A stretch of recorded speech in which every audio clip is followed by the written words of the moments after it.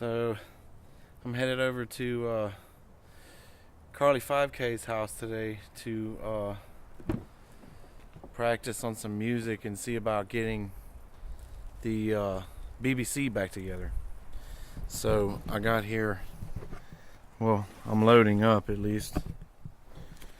Let's see. I'm thinking on my end I'm gonna run the Dave Smith Tempest. I got a Tempest here, and then over here is a Prophet 12. It's been several years since we've gotten together and done the BBC thing. He's been in school. I've been focusing on a business that I'm running, but I think we're both at a point now where we're pretty much ready to get it started back up just to see where we're at. I've since collected many different types of synthesizers and different things, and got kind of a broad experience on several different pieces of equipment. A lot more experience than I had back in I guess it was 09, 2010 whenever we first started messing around with it. So I'm very interested to see what comes out of it.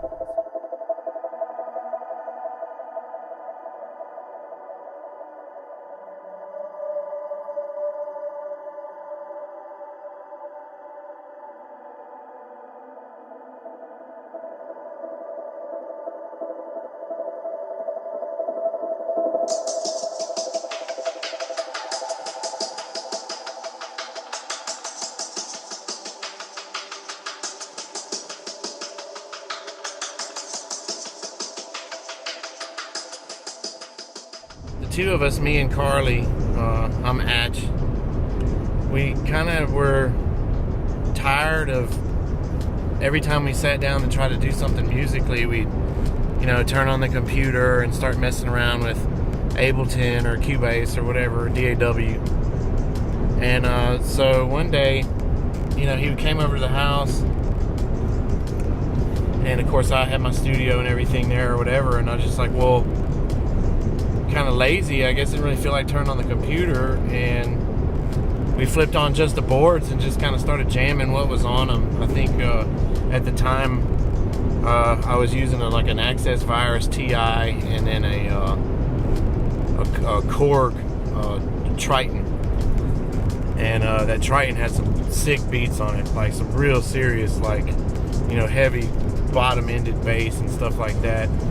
And then Carly had a little rig that had his Native Instruments complete plugins on it, and he had an Akai MPK as a controller there. So we just kind of started jamming out and everything, and one thing led to another, and we actually started touring, and we were gaining some pretty big respect. And then we had to kind of shut it off there. We had some issues with some different life events occurring and stuff like that or whatever, and I had just opened a restaurant business, and it was starting to kind of take off for me. And now that I'm in a place where I feel like my restaurant's doing well and I have the personnel and things that I need like that or whatever, it's time to start making a little bit of music, at least just to have something to kind of help clear my mind. And I spent a lot of time, clicking away on computers and stuff like that or whatever. And then over the years, what I've realized that I've missed the most is just playing an instrument and not thinking about setting up a release or thinking about, is this going to be something that a DJ is going to play and things like that. And I'm pretty sure, session musicians don't really have these kind of problems that I'm talking about. But the modern electronic producer probably can relate to what I'm saying here, because when it comes to DAWs and workflows and stuff like that in the modern studio, it seems like you spend more time clicking away and editing and stuff than you actually do playing music. And I started to notice that, well, I'm listening to these songs and I really dig them and they're cool and all, but they just sounded like really overproduced. And then you start looking at some of these producers' templates, and it's like man, these guys are using like 120 different tracks of audio and Ableton and everything like that. And what they're doing is they're creating a really amazing sound that's excellent and has its place. But they're also creating something that they cannot recreate live. You know, and I see these, they click away and they click away and they make these banging tracks and everything, you know, but when they show up to the show, or they're explicitly reliant on their laptop, which has, you know, the song pretty much already finished on it. So, I mean, you know, either that or they do a DJ setup or something like that. So the idea here is just to bring that experience that I have in the studio, that Carly has in the studio, and then apply that to a live type environment where we're actually playing instruments. As soon as I get over there, we're gonna start making some sound. So I guess next I'll be introducing you to Carly. So.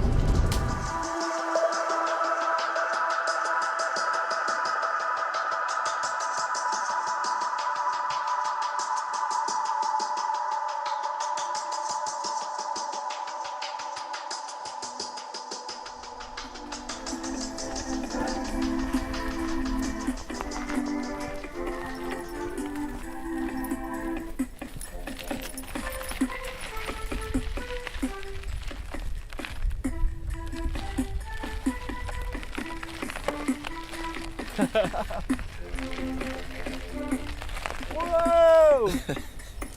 Have to stop and get back. Got my board on my bike, about to make a nasty track. You brought your keyboard. Yeah. 99 Schwinn, 92 board, 80s babies. Time to ball.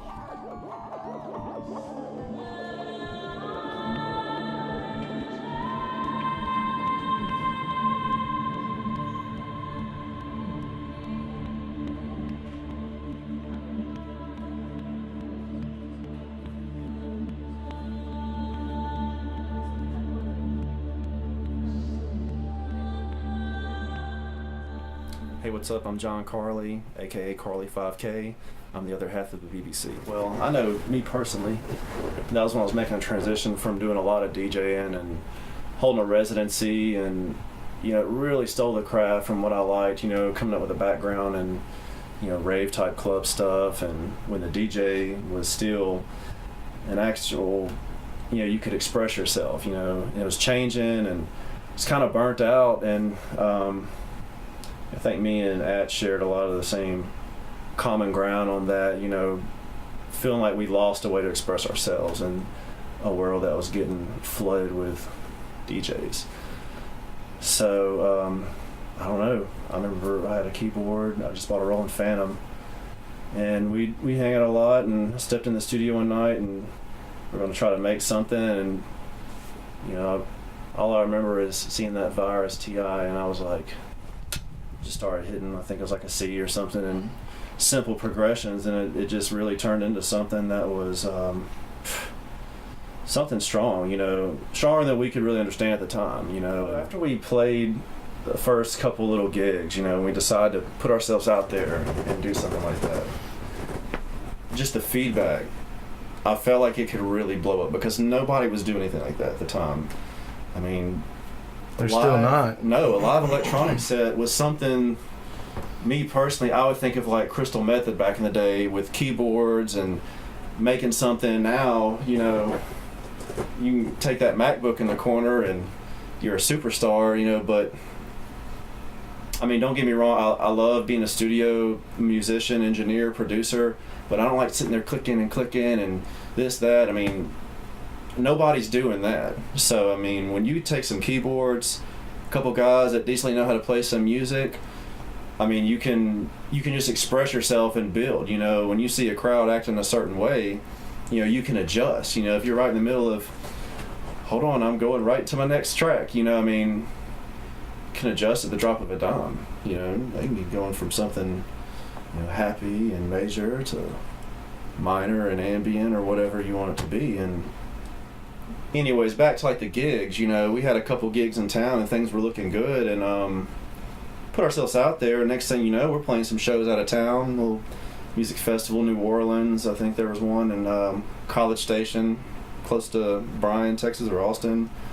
You know, I had people saying you're gods, and like you don't really like, you think it's it's funny, you know, it is funny, but you know, and you think about it not really from a point of getting in your head, but like maybe that really meant something to them.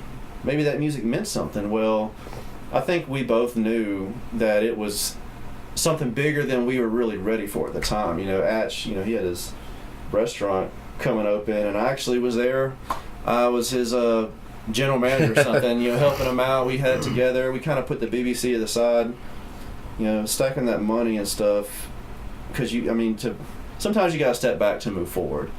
I know where I was at in my life, you know, it's probably better that I didn't, you know, because I'm almost done with college now with my music business degree.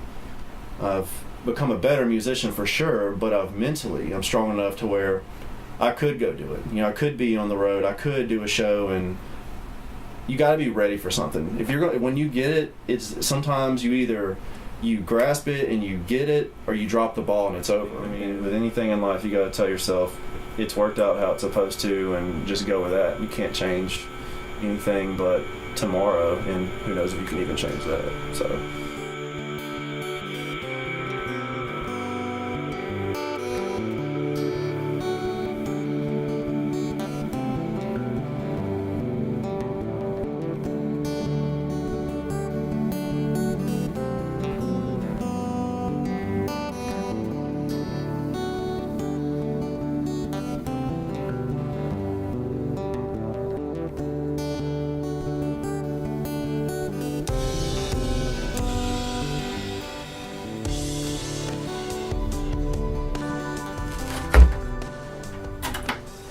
So,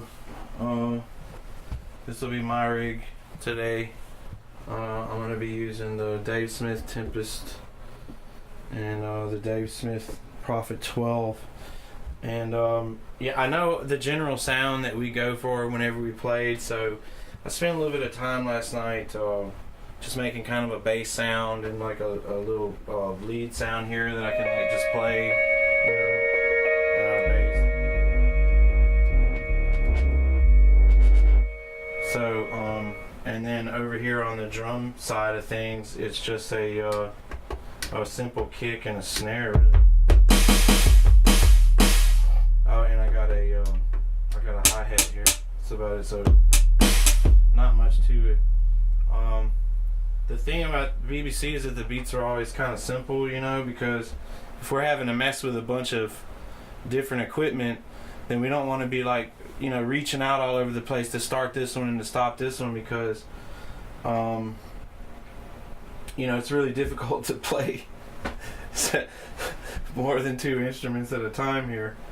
So yeah, this is what I'll be working with today. So we'll check out what John's working with here.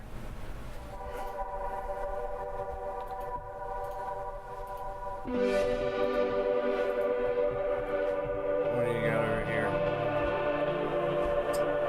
Running a machine, got some vocal chops. Got some drums and stuff. Some pads.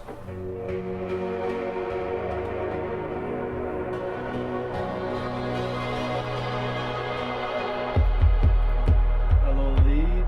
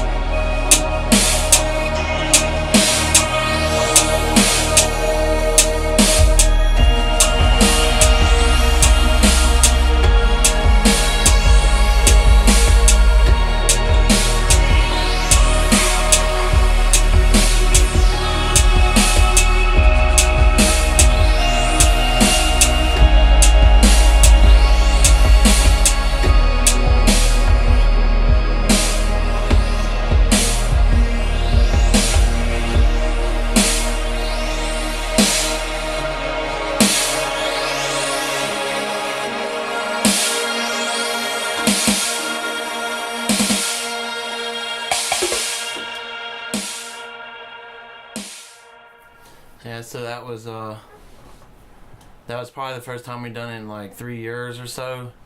And At least 3 years. What you hear right there is actually like the second take. So and it's totally original. We didn't plan any of that or whatever, and that's kind of the whole thing. You know, we come in and we start jamming. We generally will find a groove, you know, and just kind of go with it. And I'm just glad that we were able to share that with you. Yeah, no doubt. Because that was definitely some magic happening in the studio. There's gonna be more. So yeah, now that we have our little video camera here, maybe we'll work on getting something, maybe with some better audio, and then get our guitarist Tino, get him in the mix too. So thanks for watching, and see you later. peace out.